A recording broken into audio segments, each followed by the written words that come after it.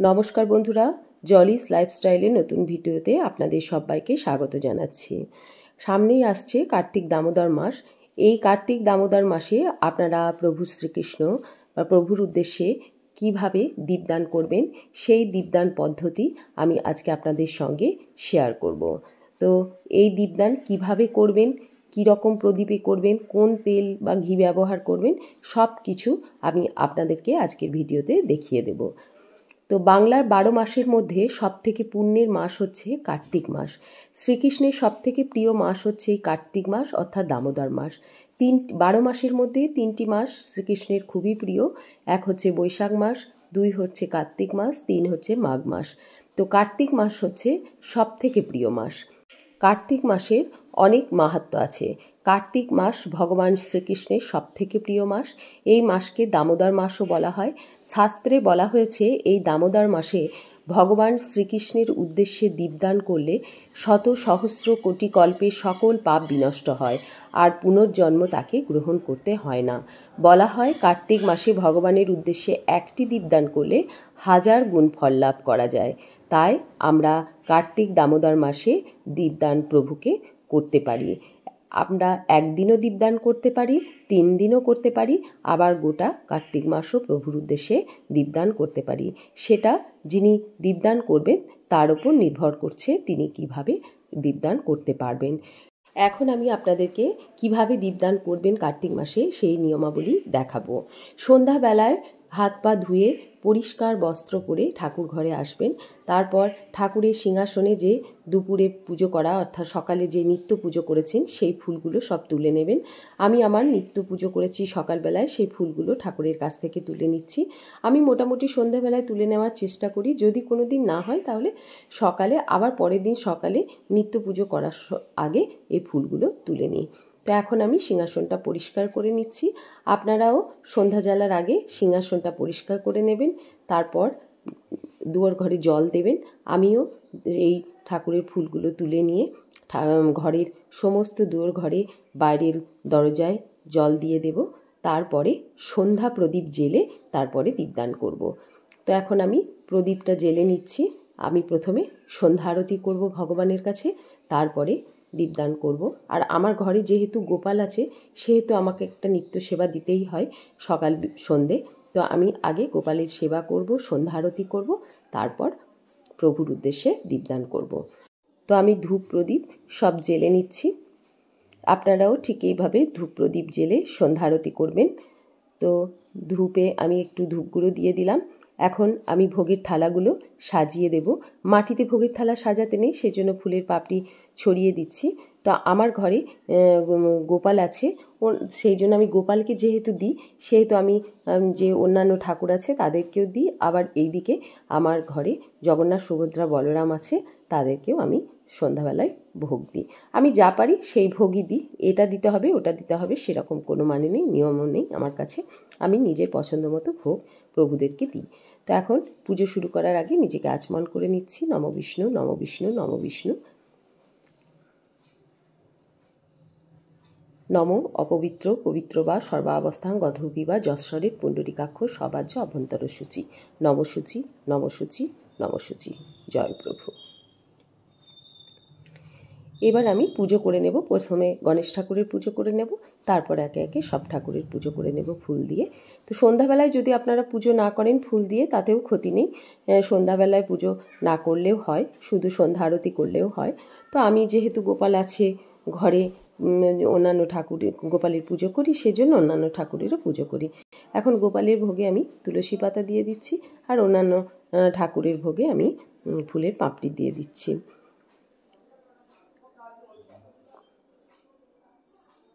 এরপর আমি সন্ধ্যা প্রদীপটা ঠাকুরের কাছে আরতি করে নেব।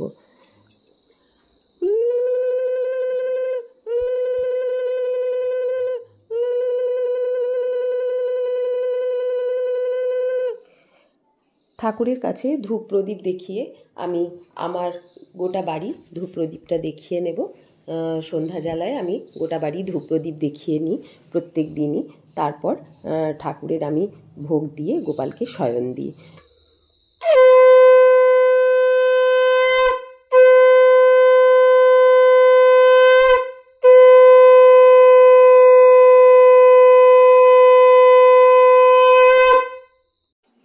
এখন আমি প্রণাম করে নিচ্ছি। জয় প্রভু, জয় মা।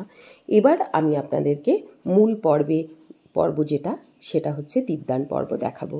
তো আমি এরকম দুটো থালা নিয়ে নিচ্ছি। আমি বড় যে থালাটা নিয়েছি তাতে যে প্রদীপটা দেব সেটা আমি আমার প্রভুর উদ্দেশ্যে ঘরে দেখাবো, দীপদান করব। আর যেটা ছোট থালা নিয়েছি সেটা আমি আমার তুলসী মঞ্চে দীপদান করব। তো আমি প্রথমে ফুল দিয়ে একটু থালা দুটো সাজিয়ে নিচ্ছি। ফুল দিয়ে যে সাজাতেই হবে এমন কিন্তু কোনো কথা নেই। আমি সাজাচ্ছি, দেখতে ভালো লাগবে, ভিডিও হচ্ছে সেই জন্য। আপনারা যদি প্রত্যেক দিন দীপদান করেন, যারা ফুল পাবেন না তারা কি করবেন? তারা এমনি একটা রেকাবিতে প্রদীপ নিয়ে দীপদান করবেন। তো আমি এখানে পিতলের প্রদীপ নিয়েছি, আমার দুটো ছোটো ছোটো লক্ষ্মী প্রদীপ আছে। তো এই প্রদীপ দুটো আমি নিয়ে দীপদান করব। তো আপনারা মাটির প্রদীপও নিতে পারেন। এই প্রসঙ্গে একটা কথা বলে রাখি, মাটির প্রদীপ যদি আপনারা ব্যবহার করেন তবে সেটা কিন্তু একবারই ব্যবহার করা যাবে। মাটির প্রদীপ কিন্তু ধুয়ে ব্যবহার করা যায় না, একবার ব্যবহারের পর মাটির প্রদীপ ফেলে দিতে হবে। আর পিতলের প্রদীপ বা পাথরের প্রদীপ নিলে সেটা আপনারা ধুয়ে পরের দিন আবার ব্যবহার করতে পারবেন। আর এই দীপদান করতে গেলে অবশ্যই ঘি, মানে গাওয়া ঘি আর তেলের দীপদান করতে হবে। সর্ষের তেলে কিন্তু দীপদান করা যায় না, তবে সব থেকে ভালো গাওয়া ঘিয়ে দীপদান করা। তেল দিয়েও দীপদান করতে পারেন। তো আমি একটা প্রদীপে, যেটা বড় থালাতে প্রদীপ আছে সেটাতে ঘি দিলাম, আর যেটা ছোট থালাতে তুলসী মঞ্চে দেব সেটাতে আমি তেল দিলাম। দুটো দিয়েই আমি আপনাদেরকে দেখাচ্ছি আজকে দীপদান পদ্ধতি। তো আমি বড় থালাটা প্রথমে ঘরে, যেহেতু প্রভুদেরকে দীপদান করব সেই জন্য বড় থালাটা নিচ্ছি। আমার সিংহাসনে লাড্ডু গোপাল আছে, তারপরে নারায়ণ আছে, আর ওইদিকে আমার জগন্নাথ, সুভদ্রা, বলরাম আছে।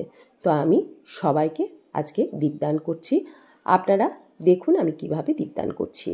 তো দীপদান করার সময় এই যে প্রদীপ নিয়ে আমরা দীপদান করব, সেই প্রদীপটা ভগবানের শ্রীচরণে 4 বার, নাভিদেশে 2 বার, মুখমণ্ডলে 3 বার, সর্বাঙ্গে 7 বার, ঘড়ির কাঁটা যেভাবে চলে, মানে যেদিকে চলে সেই দিকে ঘোরাতে হবে। তো চলুন আমরা দীপদান করি। আর দীপদান করার সময় মহামন্ত্র হরে কৃষ্ণ কৃষ্ণ কৃষ্ণ হরে হরে, হরে রাম রাম রাম হরে হরে, এই মহামন্ত্র বলে দীপদান করতে হবে। আমি প্রথমে গোপালের উদ্দেশ্যে দীপদান করছি।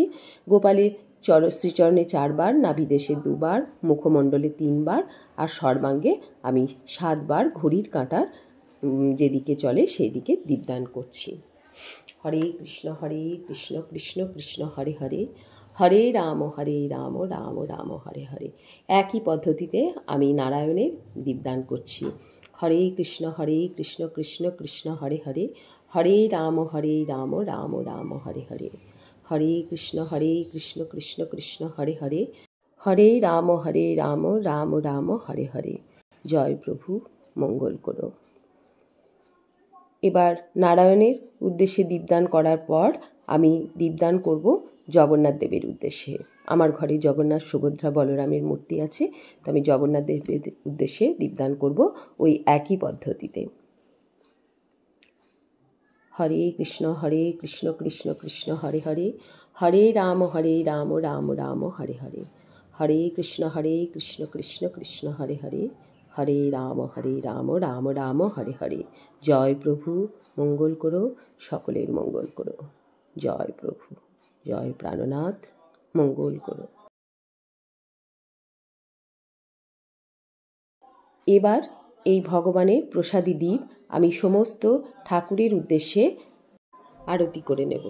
হরে কৃষ্ণ কৃষ্ণ কৃষ্ণ হরে হরে, হরে রাম রাম রাম হরে হরে। জয় প্রভু, জয় মা, সকলের মঙ্গল করো। এবার এই প্রসাদী দ্বীপ আমি ভগবানের কাছে ঘরেই রেখে দেব, তারপর ভগবানকে প্রণাম করে নেব। এটা একটু বেশি করে তেলটা দিতে হবে, তাহলে সারা রাত জ্বলবে। তেল নয়, আমি এখানে ঘি দিয়েছি, তো এই ঘিটা একটু প্রদীপে বেশি করে দেবেন, তাহলে সারা রাত জ্বলবে। এই প্রদীপ যত জ্বলবে তত সংসারের মঙ্গল হবে। আর একটা যেটা ছোট প্রদীপ আছে জ্বালিয়েছি, সেটা আমি এখন নিয়ে যাব আমার তুলসী মঞ্চে। আপনারা কার্তিক দামোদর মাসে পুরো মাস, 1 মাস ধরে তুলসী মঞ্চে কিন্তু প্রদীপ দিতে পারেন। তো তুলসী মঞ্চে প্রদীপ আপনারা যদি মাটির দেন তাহলে একবার দেবেন, আর পাথরের বা পিতলের দিলে প্রত্যেক দিন সেটা ধুয়ে ব্যবহার করতে পারেন। তো আমি তুলসী মঞ্চে দেখিয়ে প্রদীপটা দিয়ে দিলাম। এইভাবে কিন্তু আপনারা ভগবানের উদ্দেশ্যে দীপদান করবেন গোটা কার্তিক মাস। আমার তুলসী মঞ্চ বারান্দায় আছে, তাই আমি বারান্দায় দিলাম। আপনাদের উঠোনে বা ছাদে থাকলে আপনারা সেখানেই দেবেন। যার যেখানে তুলসী মঞ্চ সে সেখানেই প্রদীপটা দেবে। এই প্রদীপে অবশ্যই বেশি করে ঘি বা তেল দেবেন, যাতে সারা রাত জ্বলে, বেশিক্ষণ জ্বলে, সারা রাত না জ্বললেও যাতে বেশিক্ষণ জ্বলে। তো বন্ধুরা, এই ছিল আমার কার্তিক দামোদর মাসে প্রভুর উদ্দেশ্যে দীপদান পদ্ধতির নিয়ম। তো এই নিয়মাবলী আপনাদের কেমন লাগলো অবশ্যই আমাকে জানাবেন, এবং এই নিয়মে আপনারা প্রভুর উদ্দেশ্যে গোটা কার্তিক মাস দীপদান করবেন। যদি না পারেন অন্ততপক্ষে একদিনও দীপদান করবেন। তো আমার ভিডিও কেমন লাগলো অবশ্যই আমাকে জানাবেন। ভালো লাগলে একটা লাইক করবেন। আবার চলে আসবো পরবর্তী ভিডিওতে। আমার সঙ্গে থাকবেন, আমার চ্যানেল সাবস্ক্রাইব করে বন্ধু হয়ে। তো আজ এই পর্যন্তই, আবার ফিরে আসবো নতুন ভিডিওতে। ভালো থাকবেন আপনারা।